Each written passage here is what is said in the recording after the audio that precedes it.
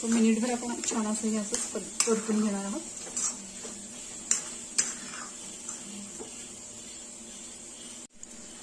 So डाळ अशी छान परतून झालेली आहे. तुम्ही बघू शकता इथे मस्त असे मसाले कोट झालेले आहेत.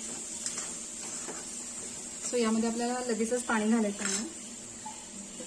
तर यावर आपण एक ताट ठेवणार आहोत आणि ताटामध्ये इथे पाणी घ्यायचं आहे.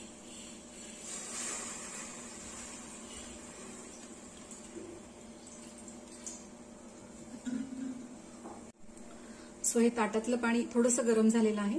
आपण यामध्ये घालणार आहोत. मस्त